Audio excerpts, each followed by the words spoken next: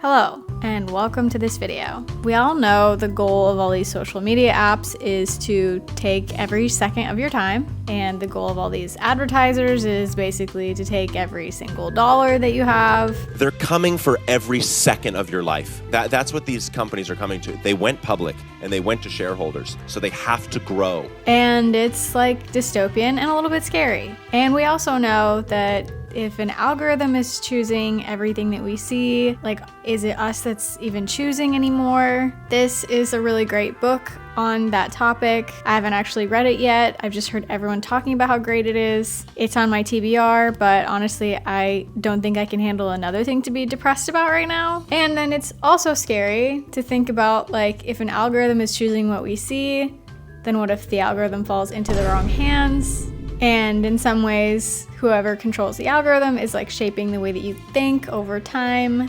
And yeah, it's just like not a great situation. And so all of these things have really made me take a pause over the past few years and try to rethink how I use social media, how I use my phone in general. I know some people like straight up ditch their smartphone completely and they start using a flip phone or something. I just feel like that is not practical for my life, and it's not practical for most of us. And so I like to think of it like this. I want my technology to get me into this sweet zone. So like, it's not so smart that I'm so connected all the time that there's never a break. And it's not so dumb that I'm like so disconnected and everything is like super inconvenient and like complicated to do. Okay, so we're trying for this sweet spot, which I feel like is a little more practical for most of us.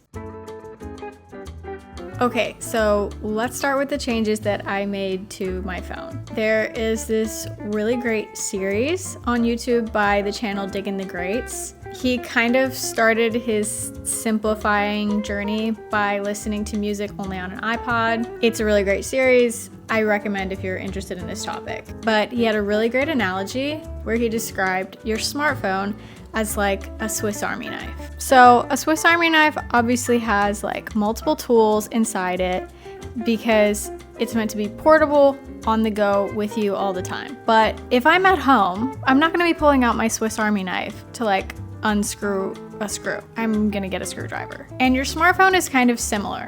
It's a really amazing tool that has like all of the tools in one. But is it the best tool for every job? No. Like, if I am going through my email and I need to write like a long, complicated business email, I'm not gonna wanna do that on my phone with my two thumbs. Like, I'm gonna be opening up my computer and using my full keyboard. Or if I wanted to go get really nice like family photos taken, I'm not gonna be having them taken on an iPhone. Like, I'm gonna hire a photographer who's gonna use a real camera. So basically the idea is to start thinking of your phone as like an all-in-one tool, but which tools would your life actually be better if it were not on your phone? Like, maybe your life would be better if you didn't have your work email like constantly pinging you throughout the day. Like, maybe it would be better if you just set a time to go open your computer, check your work email, and then close it, you know? Okay, so this is my home screen.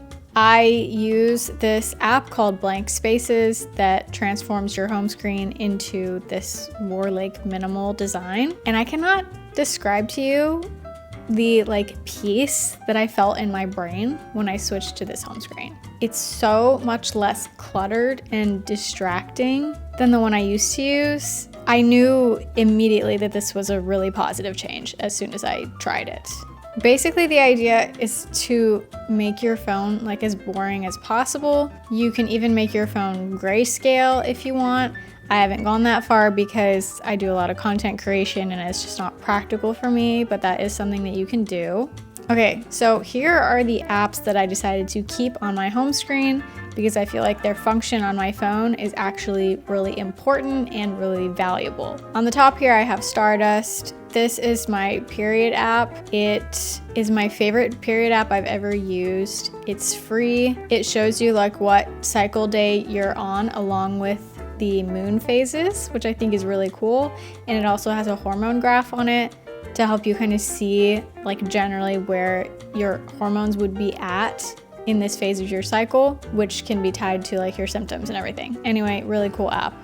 Aura. This is for my Aura ring. I absolutely love my Aura ring. I'm not sponsored by them, but I will sing their praises forever because the Aura ring is amazing. Mostly because the Aura ring tracks your cycle automatically by measuring your temperature every day while you sleep. I literally don't have to do anything.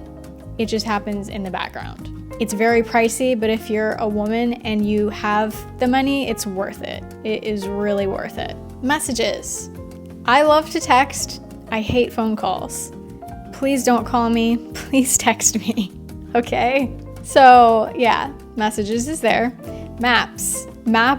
I feel like Maps is perhaps one of the most valuable inventions of the past 20 years. GPS navigation feels like a miracle. I still remember when I was a kid sitting in the back seat with my parents navigating on vacation without GPS, and it's terrible. It was terrible.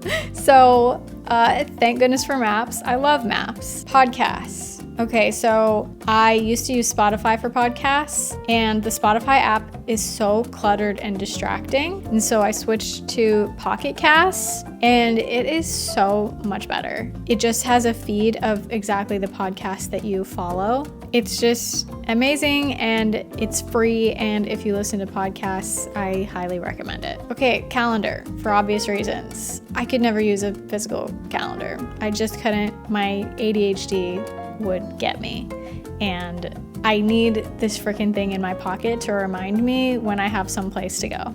Okay? Notes. Some people swear by using a physical notebook. I just can't do it. Like, I think of so many random ideas when I'm out. I don't really want to carry a notebook around with me. My notes app is so meticulously organized. I have like 1,000 notes in there and like 20 folders maybe. And I use it every single day, so it stays on the home screen. The top here just has the local weather, which is awesome, but I can do this to see like more detailed weather stuff. And then one more time, it shows me my grocery list for Trader Joe's. This app is AnyList, and I don't have any lists on the home screen because I can just have this widget here that has my grocery list right here, which is amazing. And then when I don't want to be seeing it, I just do that and it goes back to being invisible, which is so cool. Okay, unfortunately, I do have a page 2. This is my page 2. It has some stuff on it that I'm not as proud of. YouTube is definitely my #1 screen addiction. I love YouTube. For the most part, I'm not just sitting down, like doing nothing but watching YouTube. I usually just have YouTube open while I'm doing the laundry, doing the dishes, like whatever, just have something playing in the background. Would I like to just be able to sit in silence with my own thoughts? Yes, but I have not reached that level of enlightenment yet. And then Instagram.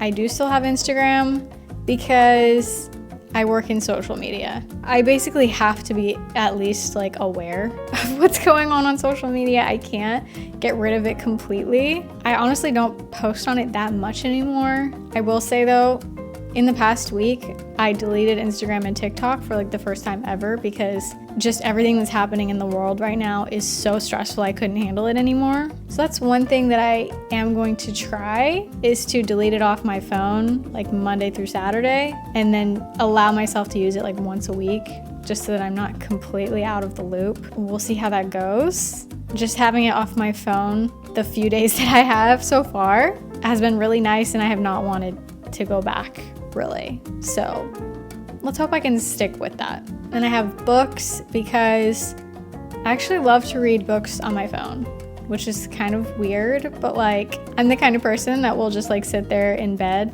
just like one eye open, like squinting, like reading a book. I don't know why I find it really fun and way easier than reading a physical book because I don't know, I can just be like laying down like this. Anyway. Photos, I have like a gajillion billion photos in my photo app. Calculator, because I'm always doing budgeting and finance stuff. I need a calculator constantly. I really want to get a physical calculator actually. I just haven't done it. I don't know why. And then music. I actually just switched to Apple Music from Spotify for the same reason as the podcast. The Spotify app is so confusing and cluttered. Literally just all of that input is so distracting every time I open the app. The Apple Music app has like a way cleaner interface, and it's way better about just showing you what you've added to your library versus like 1,000 ads for like other things. Okay, so that is the second page, but before the first page, I actually have the widgets page. I love widgets because instead of having the app on your home screen, you can have the widget on your home screen, and then you don't even need to open the app, okay? Because the widget has the information that you need to see. Like up here in the top left corner, I have my bank balance, which I like to keep track of what it's at. So instead of having to open the whole app, I just have it right there, like ready for me to see. Because I don't open the app, I don't get distracted by like everything else in the app and then start like doing other things when I just meant to look at my balance, you know? I have the weather and then the date, the day of the week. Then I have this one that says ovulation. That is the Stardust app telling me what cycle phase I'm in. And then here I have my widget for my hue lights. Just by tapping that, I can turn all of the lights off. I can turn them different colors. I like to turn all of my lights red at night because it's calming for your brain. Down here, I have a widget with my husband's location so I can check like how close he is to getting home and things like that. And then I have a widget counting down until our moving day, which right now is very fast approaching. So I'm gonna have to pack all this up very soon. And then at the very bottom, I have my widget with all of my battery levels of my different devices, which is very useful. And that is my widget page. So that is pretty much my whole home screen on my phone. It is so much less cluttered and distracting than it was before. And I am having less screen time just from not getting distracted by like all of the random things in my face. So those are the apps that I decided to keep on my actual home screen.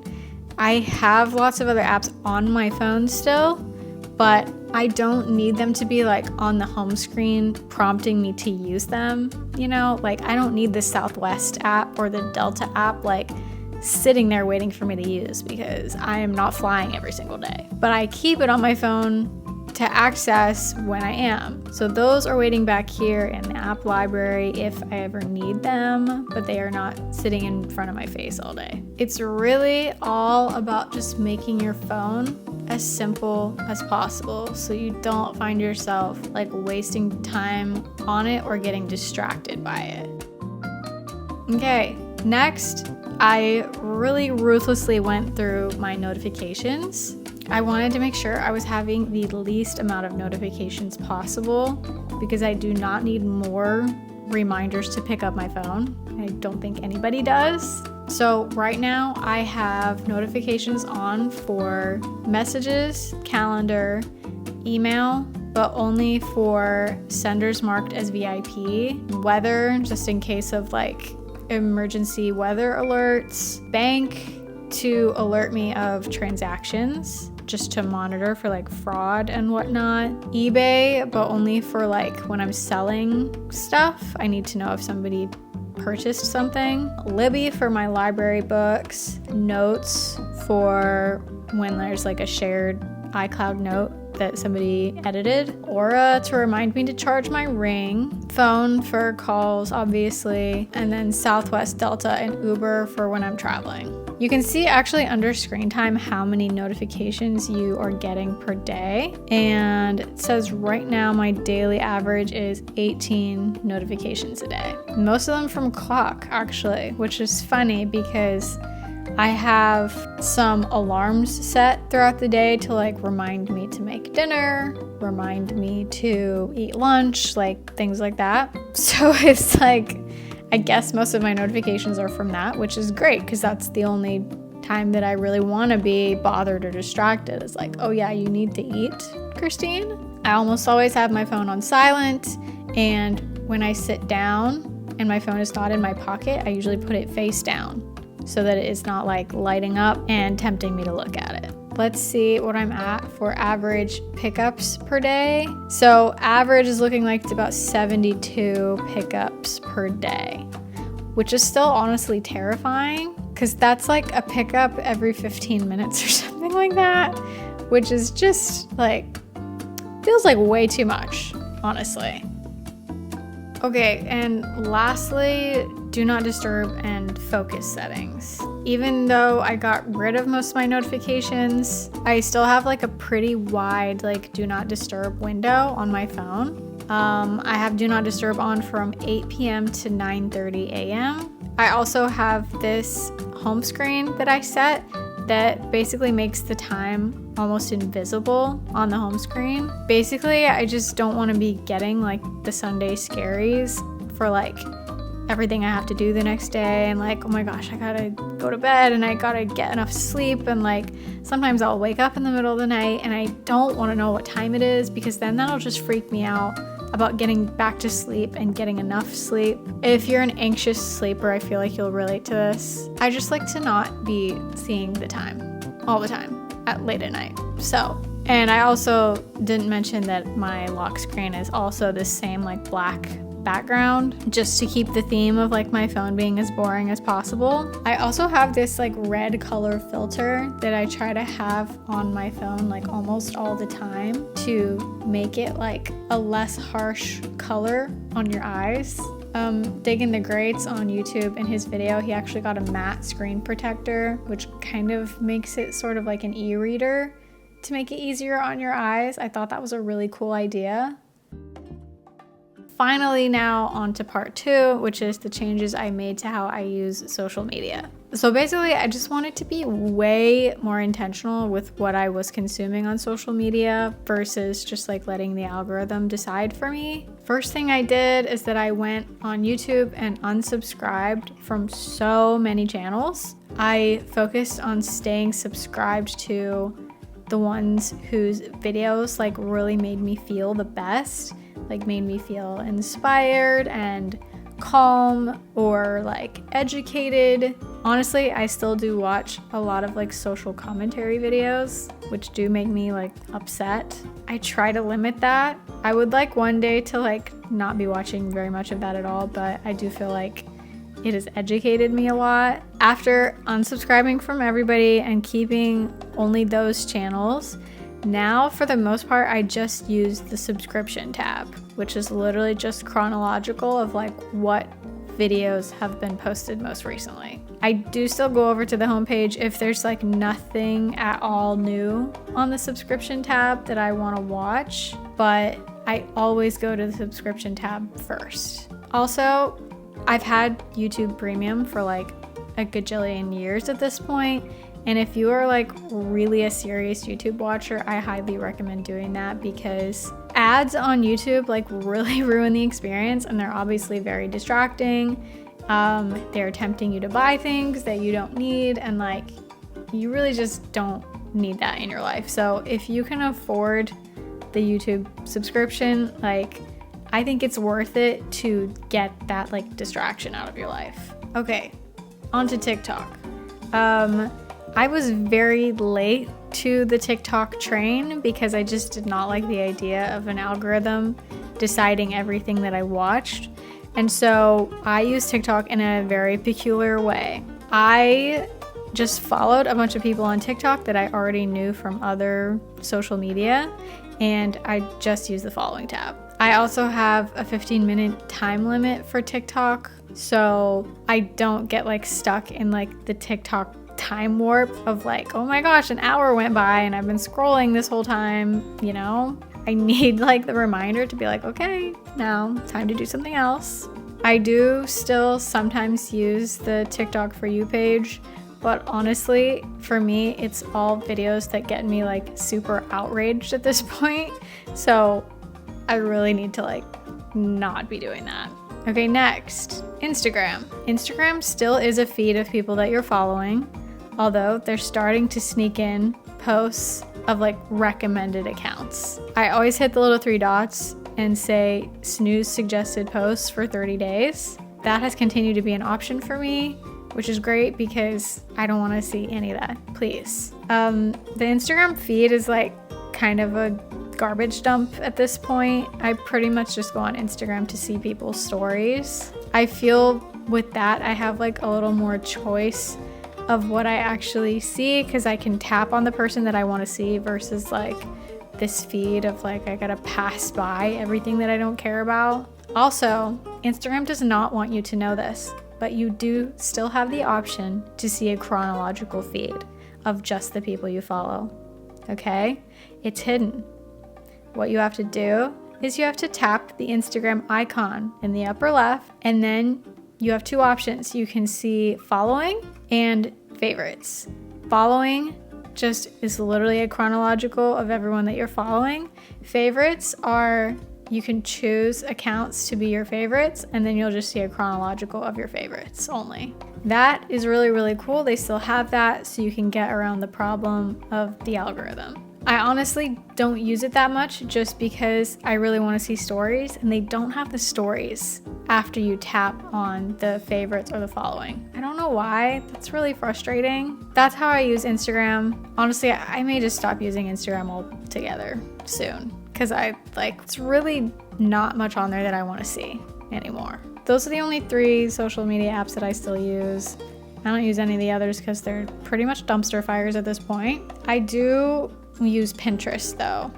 And recently, with deleting Instagram, sometimes I'll just scroll Pinterest instead. That has been really nice to just be scrolling Pinterest and getting like a feed of like aesthetic inspo pics instead of like enraging content. So last section of this video is just going to be future goals.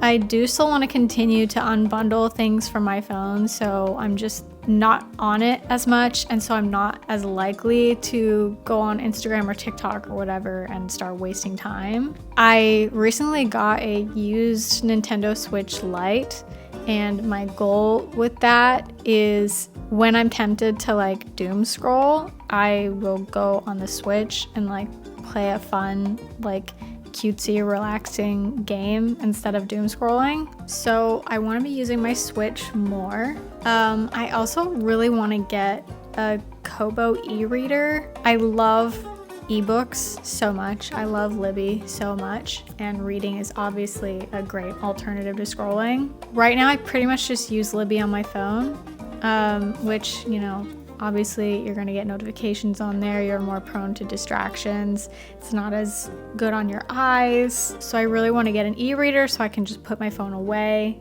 and use the e-reader only for reading books. Last thing is I really want to get a film camera because I love the way film photos look. It feels so much more like alive and real, and I would rather be carrying around my film camera to like capture memories, because again, if you're using your camera to capture memories, you're going to be less likely to get distracted when you're like in the moment with your family. That one is obviously not going to be for everybody. I just really love the look of film photos, so that's like a goal of mine. I just like honestly do not have the money to invest in that hobby right now, but eventually. Okay, so that is pretty much all the changes that I made to how I use my phone. And again, like I implemented these changes slowly over the course of like 3 years. I don't want this video to be overwhelming. Like you have to do everything at once or like quit everything cold turkey. Like you don't have to do that. You can just try one thing to try to use your phone in a different way. And that's great. Overall, I just wanted to try and shift the relationship I have to my phone, and I really feel like I have been able to do that over the past few years. And it really did start with just small habit changes that like built up over time. So that's pretty much it for this video. I hope somebody out there finds it helpful. Let me know down in the comments if anybody would be interested in me doing like a full tutorial on how to set up this like simplified home screen, because I know it can be kind of like complicated and daunting. So if anybody's interested in that, that might be a future video. I hope this was helpful, and remember, there's no need to be perfect. Good enough is just fine.